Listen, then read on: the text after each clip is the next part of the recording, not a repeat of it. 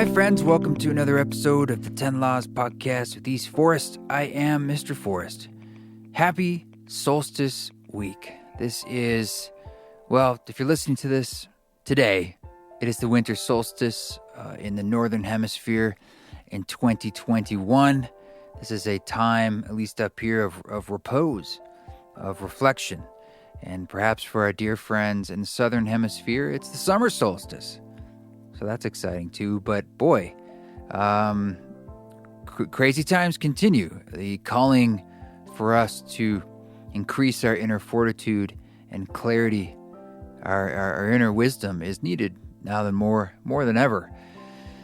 So I hope that you have a wonderful holiday week for those that are celebrating holidays this week, and for all of us who are walking through these solstices, all human beings on this earth.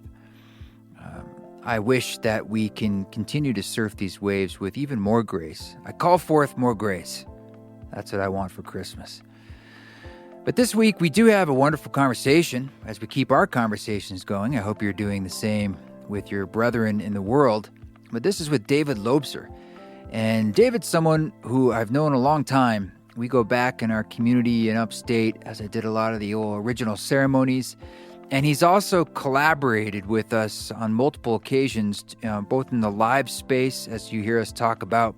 But he did things like the Please Pass the Bliss video, the visuals for that, as well as all the visuals for the spores. There's a VR, it's on YouTube, so you can just watch it as a video. But there's a complete visual experience for the entire Spores album that's online now. Go over to youtube.com/eastforestmusic. And that's been up. It's awesome. So you can dive into that. It's in total super duper high def. Way back, he did a web-based interactive thing for Highway 1, that song, a video for Let Go. So he does a lot of work in virtual reality, in VFX, animation, all sorts of cool stuff with coding and programming that is far beyond my pay grade. But he's always on the cutting edge of a lot of this technology and where these trends are. And I think that's interesting for us to consider. One, as we are these quasi-cyborgs, and how does this, it's already a big part of our life, technology, but how might it be further impact the unfolding? And even with things like all this talk about the metaverse and Facebook now calling themselves Meta, and what the hell does all this mean? I think you'll appreciate as we get into some of the finer nuts and bolts of this, and also, some of the ways that it might be other aspects of technology and virtual reality that might be interesting for you in ways you hadn't thought of. So I'm sure you'll enjoy the conversation. Hey, for my friends in Portland, Oregon, I am now playing for sure, at least I should say it's confirmed on my end, an event in Portland on New Year's Day. So 1/1/22. The very first show of the year will be in Portland, Oregon. It's the Renew event. Go to eastforest.org if you'd like to check out tickets for that. I'm looking forward to seeing you. I think I play around 8:30 or something like that. I'm headlining the night, but at a proper hour. That's how I like it. So super, super looking forward to coming back to my hometown for that. And we had this amazing event in Boise just a couple days ago at Trika, a ceremony concert. Man, that was so special. Thank you to everyone who came out. That was really a highlight. Have a sold-out concert like that to end the year, amazing. My heart is totally full, and there were just moments in that just felt like we were all completely tapped in together that I will cherish. And that's really what feeds me as both a performer but also a human being. So the event in Portland is not technically a ceremony concert where we're doing it in the round and you can lie down, but I'll be up on a stage. But hell, hey, if you want to lie down, lie down. As far as I know, it's the Bossa Nova Ballroom, so it's a ballroom. And also on Journey Space, for anywhere in the world, on January 8th, to start off the year, we're having another ceremony. So go to journeyspace.com if you want to see if that's right for you. There is an intimate online group of virtual ceremony, meaning it's on like Zoom type, platforms. So you gather in a group and you're witnessed in real time and supported for you to go through your journey. And of course, East Forest Music will be guiding you through the actual journey experience. So check that out. Thanks for giving the podcast a review on Apple Podcasts, for sharing it. Thanks to our council members. The East Forest Council is on Patreon, patreon.com/East Forest. We do things like a monthly Zoom council, and I post lots of like demos and stuff. So thank you to everyone who signs up over there. And it's a great way to support this free podcast that, aside from my blathering, is advertising free at the time being. So I very much appreciate that. And as well to everyone who goes over to the East Forest store and helps us buy like the new dad hats or the solo piano sheet music. Of course, our perennial perfume oils. I wear the Toad Lick every day. Rada wears the Angel's Rest. And, of course, we've got Ram Dass vinyl and all the other vinyl and garments, blah, blah, stuff like that. Good, fun things. And I just want to say thanks for all that support. So, on this solstice week, we are going to dive into this meta conversation with our dear friend, David Lobser.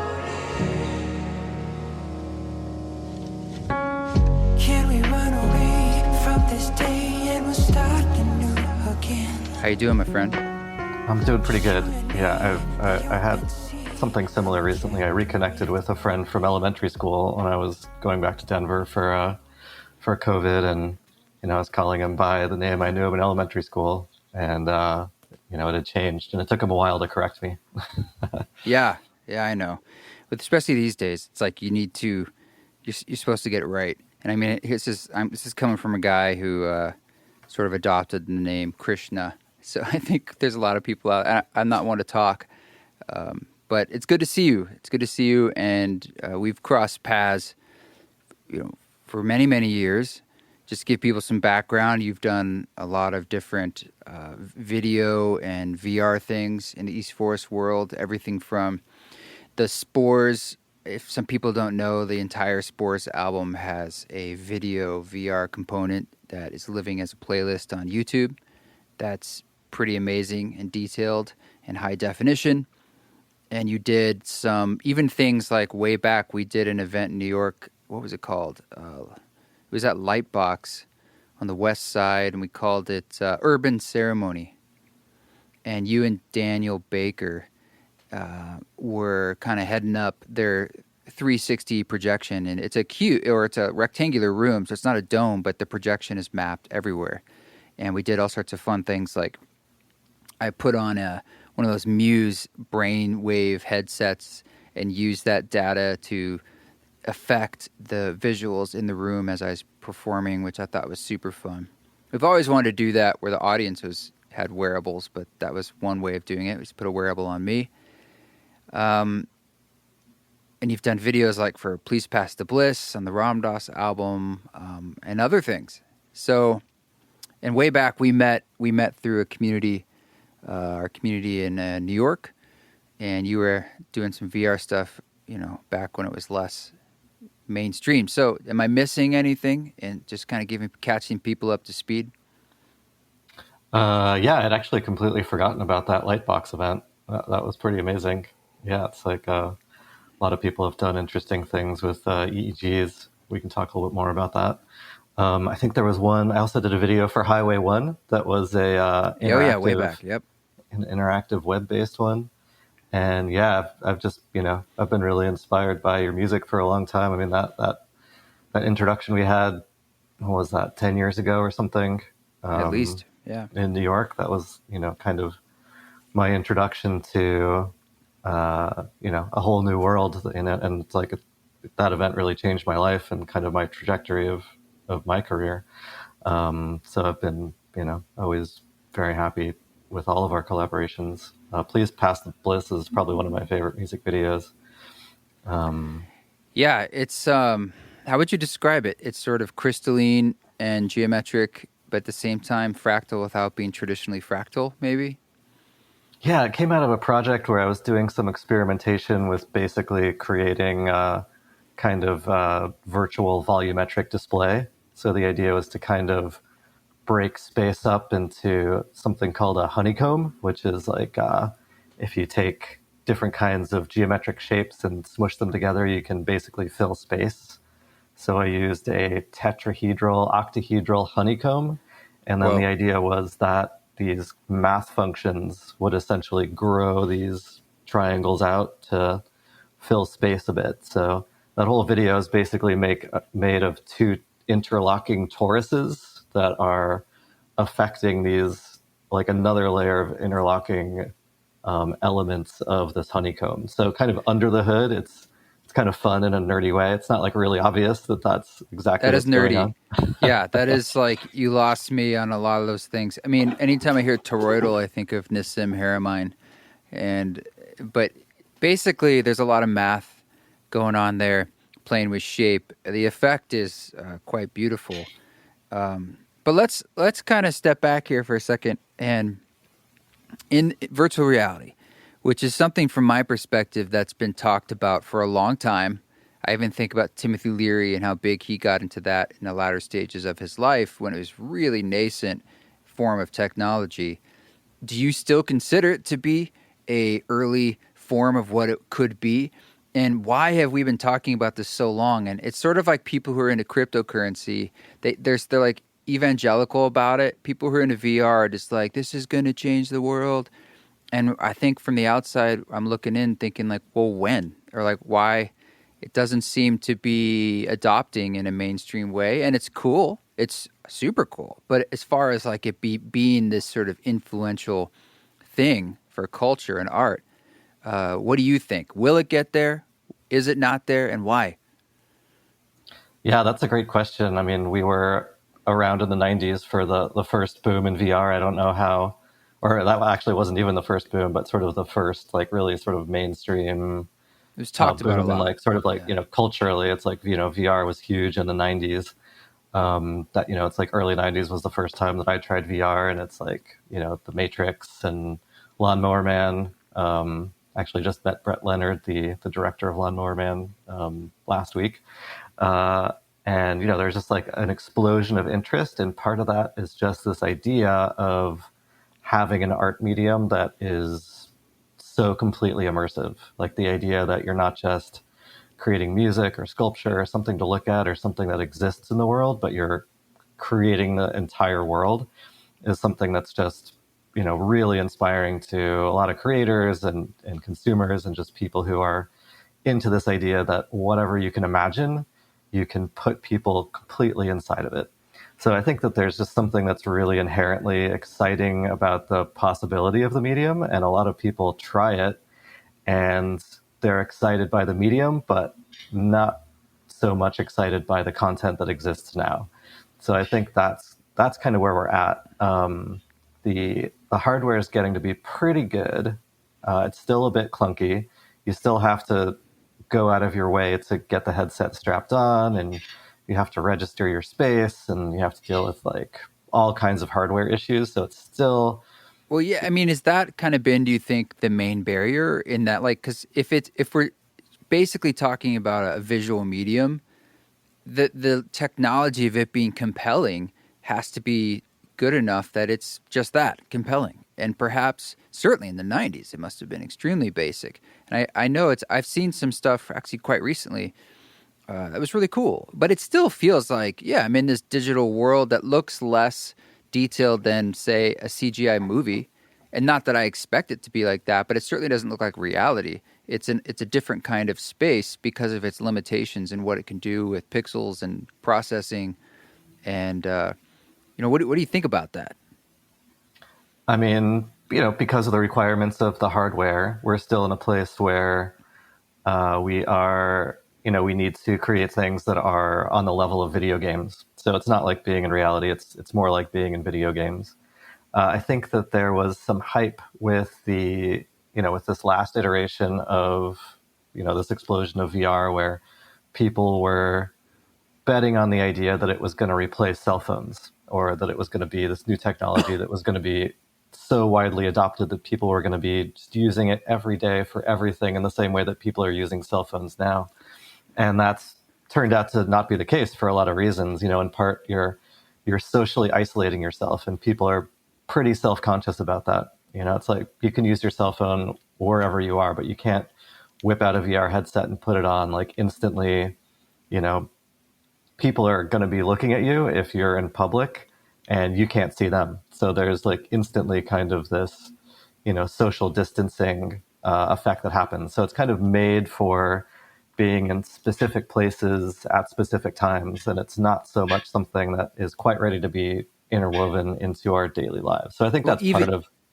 even Google Glass basically failed because people were freaked out by a very minor amount of tech and how people thought, oh my God, people could be filming me at any moment. And that's like AR. And even that was too much for folks at the time. Whereas with a cell phone, I guess it's more like surreptitious whether or not you're filming someone or not. Yet we all know we have that ability to do at any moment. But something about how, like, when I'm looking you in the eye, that also has a way to record, or there's some sort of technological barrier or advancement. Like you're some kind of cyborg, and I don't have that tech, and it didn't Yeah. work. And even things like the Segway, remember the Segway? And people were like, "That's going to revolutionize the world. Every mailman will be on one, and every person. Cars are going to go away." And no, now it's more of a joke for tourists on tours of. Yeah, so it's the exuberance for some of these technologies. But if I think what we think about with VR is like the idea it takes you to a different place, and it can be anything. And I want to segue a bit because I need to learn about this metaverse stuff. From my understanding, Facebook is just trying to like change their name to appear cooler and better and less evil. But at the same time, this is in a VR space. I know they're investing heavily in this and almost giving away headsets or at cost. This seems like if they're doing that, not good. But correct me if I'm wrong. Like, what is their angle here, and how does that relate to VR in a positive or negative way, in your opinion? Yeah, that's a great question. I mean, obviously, it's kind of playing into this dystopian narrative that is just part and parcel of VR as a medium, because in a way it's like, it's this amazing thing where we can share our imaginations with people, but it's also this terrible thing that could potentially isolate us from the real world and immerse us in this completely fake space that's completely controlled by corporations. And that's basically their plan is Oh to my God. sort of have this technology that's like, beyond just the accelerometer that's in your phone and your geolocation. You can get a lot of information from people's phones, but when you put a headset on, you know where they're looking, like how their head's moving. You can detect heart rate and breathing, and like, really, you can get a lot of information about Data. people's It's a lot of bodies. data. It's a Yeah. lot of data. So yeah, basically, Facebook is required to be on other people's platforms. They're on Google, they're on iPhones. They're not in control of that hardware. So their play and their idea with VR is they want to be the ones to actually own the operating system and own the hardware and be totally vertically integrated, so they don't have to rely on other people's hardware decisions. Like right now, if Apple wants to block Facebook from gathering some kind of data, or force allow users to opt out of data that Facebook is collecting, they can do that. If they have their own hardware, then they can do whatever they want. So it's kind of a mixed bag, because on the one hand, their products are pretty amazing. Like, they brought on John Carmack from Doom fame, who is like really, the brains behind this explosion of VR. He's a genius. And their hardware is amazing. Like the Oculus is just the best thing out there. So on the one hand, we're getting this amazing piece of hardware, and they're really pushing the technology, which is great because I'm a big fan of the medium. At the same time, the trade-off is still kind of unknown. Like, what's going to come out of that? Are they going to be the only owners of the space, because they don't really have competition, on a certain level, like with these mobile standalone headsets and with completely integrated social worlds online. Like, they're the only ones who are interested in or able to make investments in that space. So, like a lot of stuff with VR and a lot of stuff with technology and a lot of stuff with any storytelling mediums at all, like since the birth of the written word, it's a mixed bag, right? Well, it sounds like it's less of a mixed bag. Like it's actually they have too much power and influence that how could anyone compete? And they're even steering like the best technology of it and controlling that. And it does seem like, do you think that could like kill it before it's even born in a sense? Like the promise of the medium that you're excited by, I'm sure is nothing to do with corporations getting more data and so forth. I'm sure you're excited about the creative potentialities or the way that because of its immersiveness on all those different levels and the way you're getting all that data, you could make experiences that are really transformative for people. We've talked about how you're doing ceremony, the way you can, if you can manipulate all the light and the sound and it's dynamically responding to someone's emotional response and their heart rate and their breathing, you can really shift their consciousness in ways they might desire to have an altered state of consciousness. And this is just something you could probably do with this kind of tech. So I would imagine you're excited about that, but it does seem like, I mean, it's even just the bad branding of like, if like, well, Facebook is getting into VR, this can't be good. It's an uphill battle. Yeah, I don't think there's a single person in the world that is excited about the fact that Facebook is, gunning to own the space. So yeah, right. I think, the best outcome from this would be that other players realize that there's a market and that there's an interest and that there will be more competition. The downside with these devices in general is that, unlike music where you can just sell somebody a guitar or you can sell somebody a chisel to make a sculpture, it's like more than other mediums. It is a medium that kind of requires, corporate influence. It's like these companies need to be able to make money by selling these really sophisticated devices that, are using this like collection of sensors and cutting edge software and all of this stuff. So there's kind of much more of an investment on that end of things than with other tech. So I think, whoever's in the lead on that front is always going to, be in a position of being able to be a little evil. And, that's going to be, in 100 years, that's going to be some other company. It won't be Facebook. I don't think VR is going to go God away. help us. Yeah, if it is. I mean, I think it's pretty questionable whether people are going to like really want to engage with VR in the same way that they engage with their phones. I think we're quite a ways away from that. It's still, like a fairly small percent of the population that's going to want to join the metaverse at all. So I think in terms of it being as societally transformational as Facebook is right now, where they can manipulate people's emotions and change elections just by changing people's news feeds, I think we're a long way away from that. And the thing kind of, partially to get back to our previous topic, it's like, I think that where VR is not heading is this thing where everybody's sitting around in VR using it all the time as a utility, but it's going to be a thing that's going to be really useful for specific cases. You go to a festival, or you want to attend Burning Man, but in VR, or you're going to the dentist and you want to get distracted from your pain, so you put on a VR headset, or you want to do, prep for some psychedelic medicinal experience, but you don't have a person to, create a real space for you because you're at a hospital. So I think that there are a lot of really interesting specific use cases for the headsets where it doesn't actually matter who's really in charge, because ultimately they're just making this device and we can hack into it. It's like we can get around Facebook, we can upload our own software and treat the thing like a device. So I think that that's a bit different than whatever is going to be happening with, the broader societal implications of people spending all their time in VR and, turning into Wall-E or wherever we might be going with that. Right. I suppose who knows where it could go in decades from now. But in the near term, there could be a green argument to like, if it was compelling enough in the VR space that it's almost like you could go places that you wouldn't have to get on a plane for, whether that's travel, tourism, or even like concerts. And that's sort of the underbelly of getting together. I mean, the great thing about going to a concert really is the shared experience. There's an energy to it. And not to mention the sound can be so much bigger and really touch your body in ways that it probably won't at home. Those big subwoofers and so forth. So I don't know if it would work or not, but it could be interesting if it did.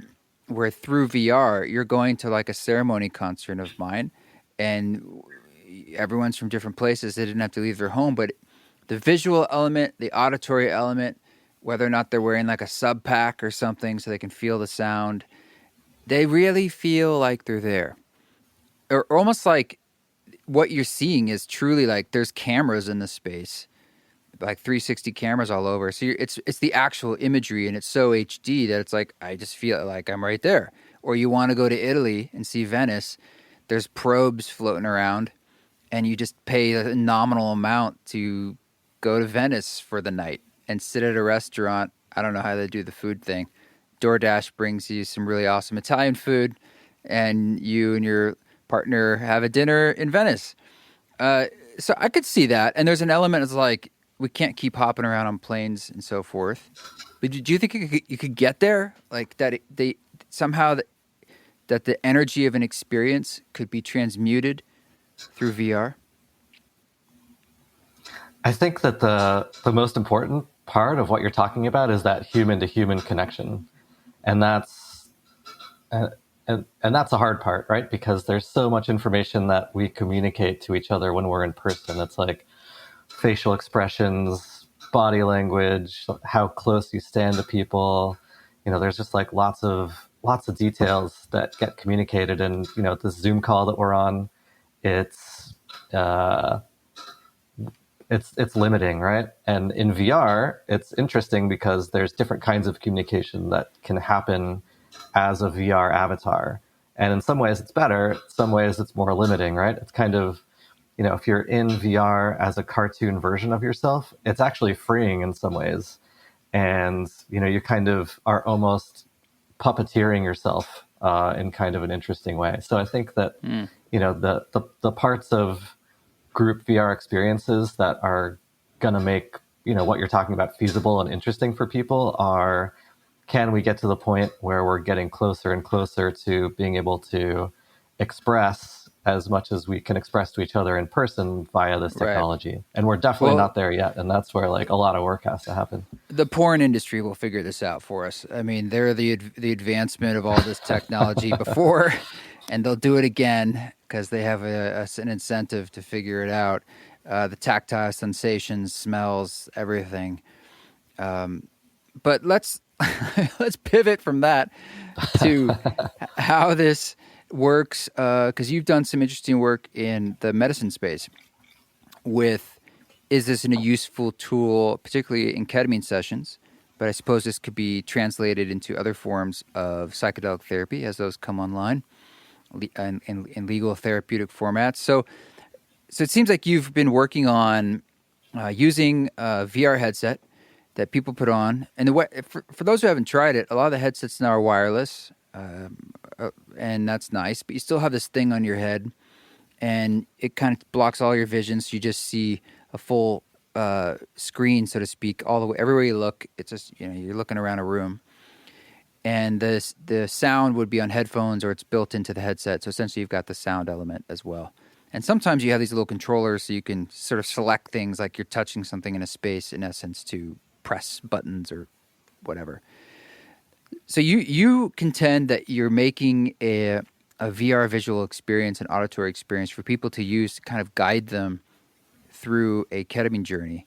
And have you found that people want this or not? Because I know for myself on medicine, any kind of screen, like my phone or something, I can't even I physically can't quite see it. And it sort of has this energy of like, oh my God, I have to turn that off or put that down because I just want to close my eyes and go into the inner landscape. But what have you found? I completely agree with you when it comes to any significant amount of psilocybin. Definitely the last thing I want to be doing is looking at a screen. It's like a dark room with a candle and really good music is the thing for that. I think ketamine's different. I mean, I don't know why exactly. But just subjectively, it's like screens actually have more depth and are even more interesting to look at. And VR in particular, it's like supercharged in a way. You're even more there in the space. So subjectively, I kind of started doing this via the route of making algorithmic procedural art. So the idea is kind of screensaver graphics, basically, like, like Winamp style stuff from the 90s, where there's just like pretty stuff that you just kind of want to, be entranced by. So I was just kind of doing that for Shout out myself. to Electric Sheep, by the way, if people are looking for some good screensavers. Oh yeah, Scott Draves is amazing. He is actually working at Facebook on some of their No shit. some of their AR tech right now. So yeah, he's a genius and basically designed a new kind of like a unique kind of algorithm for generating kinds of fractal graphics that nobody had used before, and built this whole system where you could download his screensaver and it would play these videos, and you could kind of interact with this community to develop the seeds for these procedural graphics. And, it's like he was way ahead of his time and, was just doing amazing work. This is all like 20 years ago. So it's, the kind of work that, I started doing.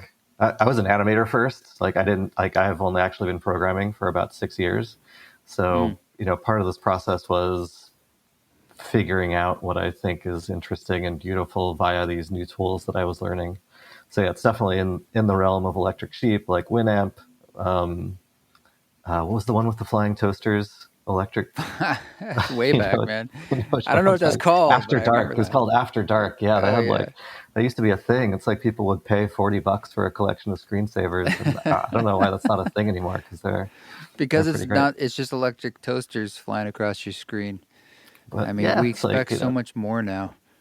It's crazy. There is this whole. I don't know how many of them are around anymore, but there was a push to basically develop screens that you would hang on your wall, and they were just there basically to display art. So not that different than showing screensavers.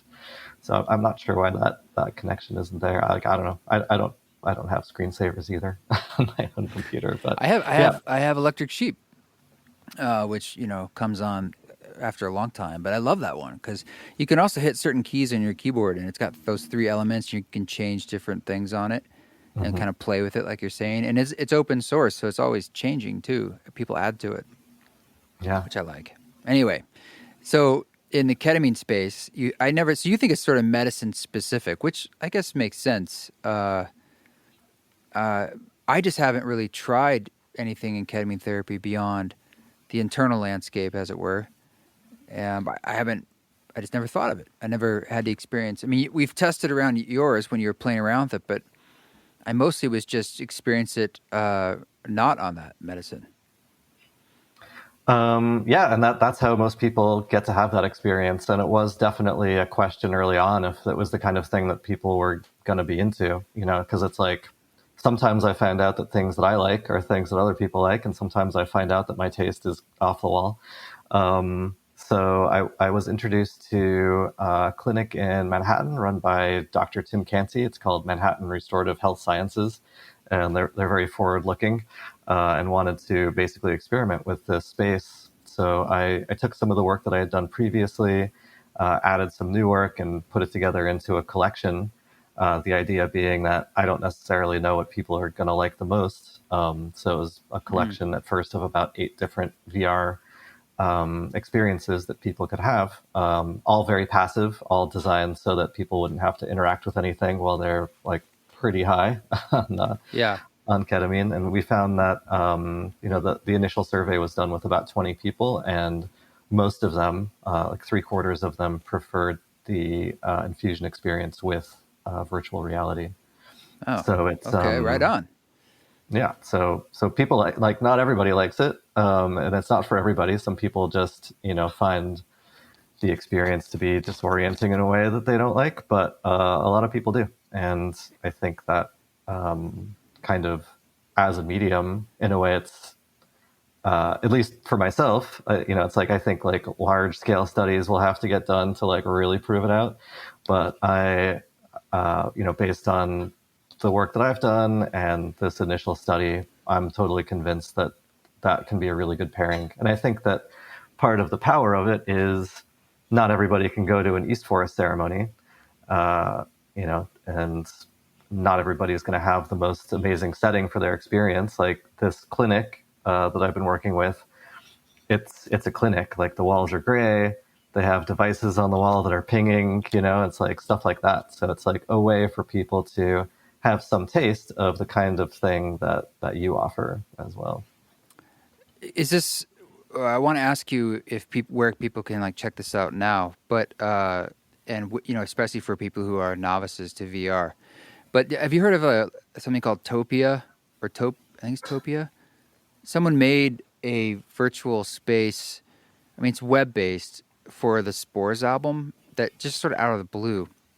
These two artists in Italy, I believe, and just I think it's up now. We've been trying to figure out like how to share it in a wider way, but you drop into it, and it's sort of this beautiful illustrated landscape that you can walk around and meet other people, and each sort of like zones for each song for the album. So it's sort of a way to experience the album.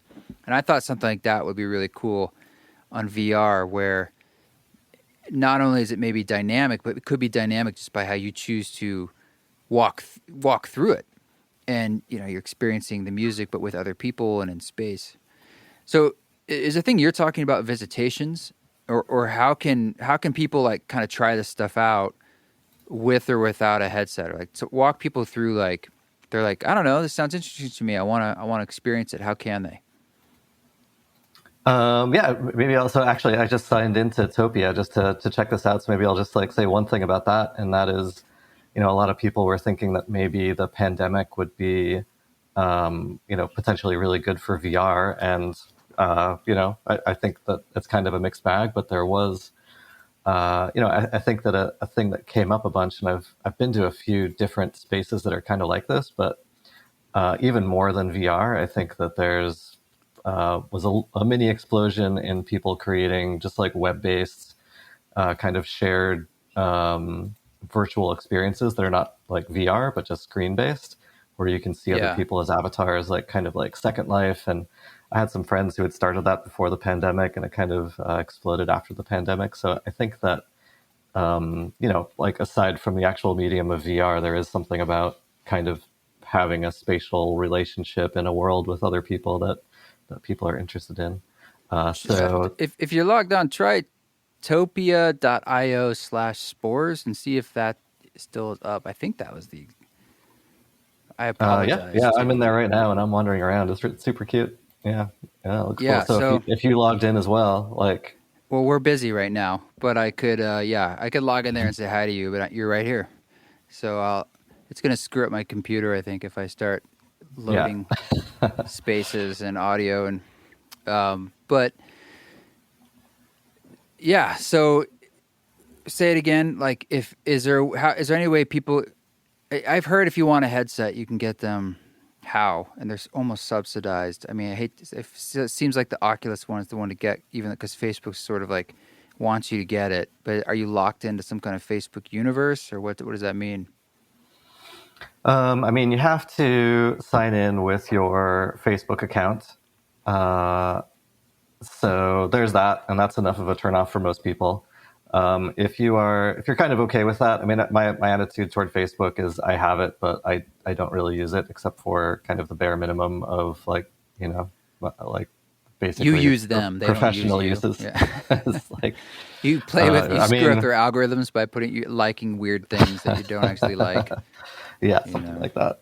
Yeah. So, I mean, yeah, basically, if you're okay with Facebook, you can get a Quest, and it's about $300. And if they were actually charging what it really cost them, I mean, it would be minimally $800 or $900. So you are getting like a pretty sophisticated piece of tech for a pretty big discount.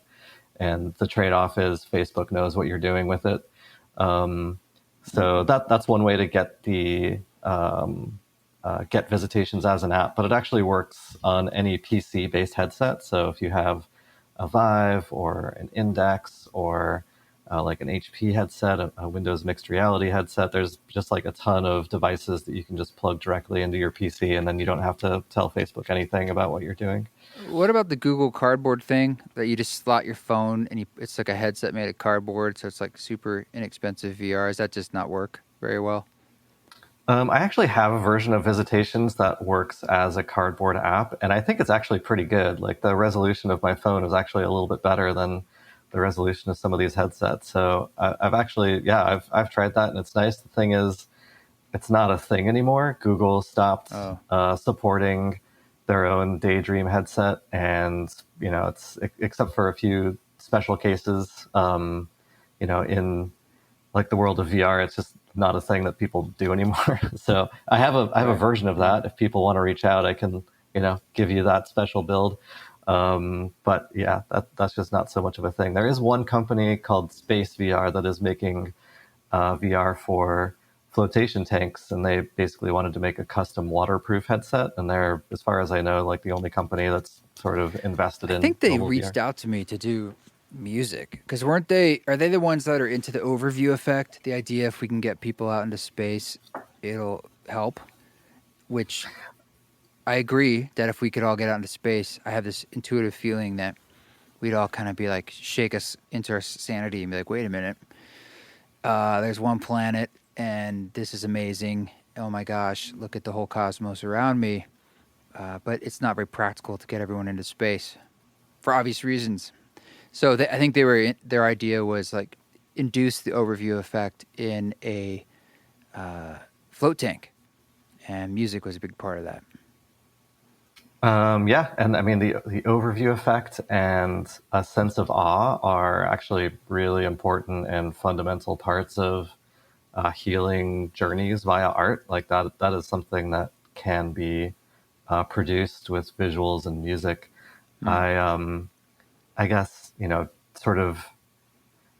I mean, the way that they're doing that is to actually use video footage from the space station, so kind of like publicly accessible, like videos. So you're basically like literally looking at video of the Earth. And I guess where I come from in the space is a little bit more from the perspective of being an illustrator and a designer. So my thought is, if you want to create an overview effect of the Earth, or if you want to create a sense of awe, kind of how do you transform reality in a way while making the best use of the medium to create that effect, rather than just kind of showing the picture. So it's like kind of the way that I'm looking at it is, how can I create the vacation rather than showing the vacation video, basically, which Yeah, I get that. It's a little more artistic too, and interpretive, but perhaps broader in that way. It's a richer experience because it's like you said, it's could be more. So if people, where do people though? Going back to Visitations in this product, is it like just on a website, or is it in a particular store? Because I'm kind of a novice at like, how do people like actually see the thing that you did? We've talked about the tech itself, like how you would view it. Yeah, you can go to my website, visitationsvr.com, and there's links to the different stores. So it's available sort of on the Quest side store. So you kind of have to, go to a specific link to get it for the Oculus Quest. Okay. And then there's links there to get it via Steam and one or two other places as well. And, if anybody wants to reach out, to you, I can provide codes for the app as well. So it's normally $10, but anybody who's interested, I don't know. I don't want to like put you out there, but if people contact me via this podcast, I can give them copies of the app as well. All right. Well, that's very generous of you. Well, is there anything else that you're particularly excited about or working on or concerned about that you want to touch on in this universe or otherwise? Yeah, I mean, I guess one thing I just wanted to say about the idea of approaching the creation of these visuals in a somewhat more illustrated way is that there are some visual techniques that can actually directly affect people's physiology. So that's something that's really interesting about the medium of VR is the medium on its own, the fact that it isolates you from your body and it's completely enveloping, like it has effects that actually are analgesic on its own. Like they'll reduce pain to some extent, just as a medium, it'll just do that. So there's some other techniques we can use, like binaural beats, which may or may not do some entrainment of brainwaves, but definitely have some subjective effects. There's also things we can do like strobing lights. So if you strobe lights at different frequencies, you can certainly have an effect on people's brains. One way that we know that it has an effect on people's brains is that if you're epileptic, you'll have a seizure if you're looking at lights that are strobed too much. So that is actually a warning that I have on Visitations is, if you have epilepsy, be careful because there are some scenes that strobe quite a bit.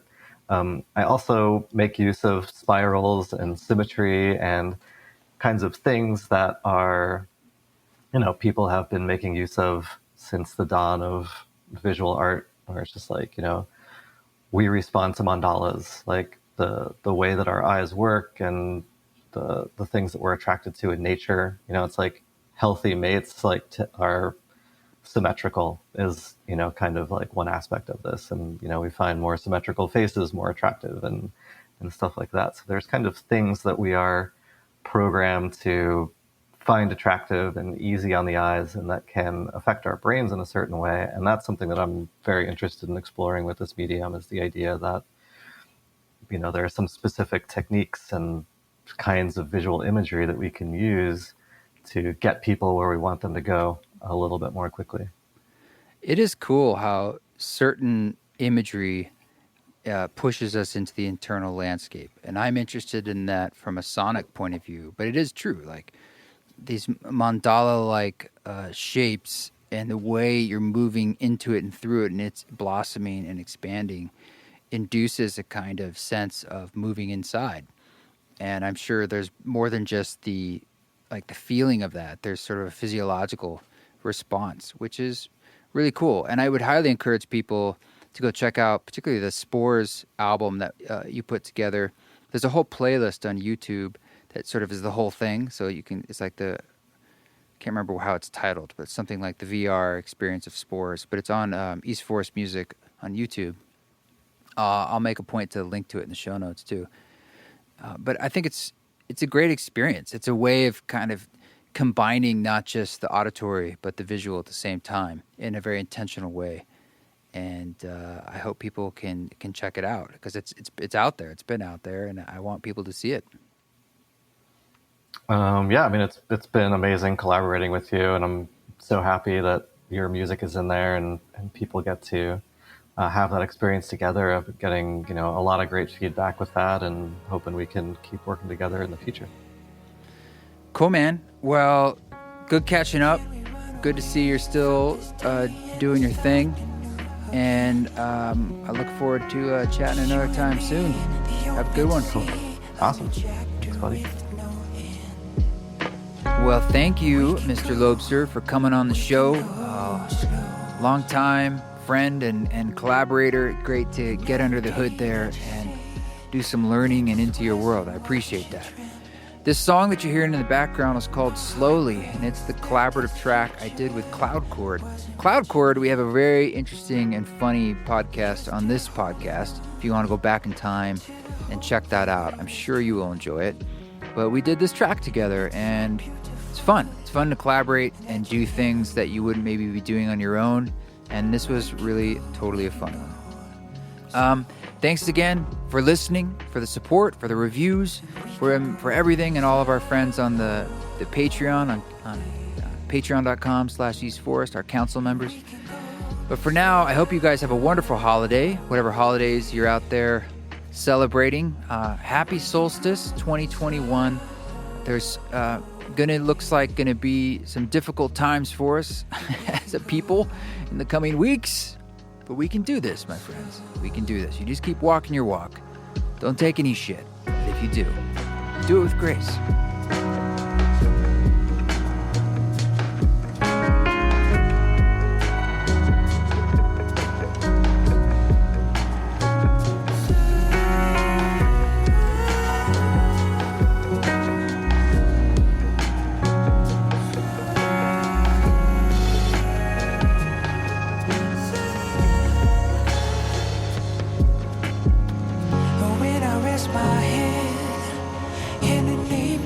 Soft neck, I know I'm home.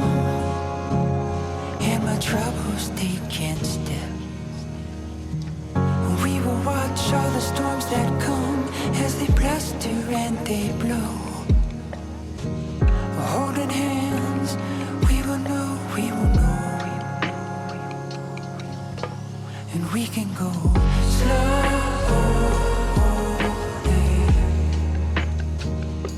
and we can go slowly, and we can go slowly,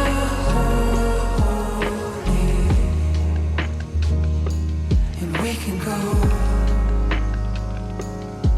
slow, and we can go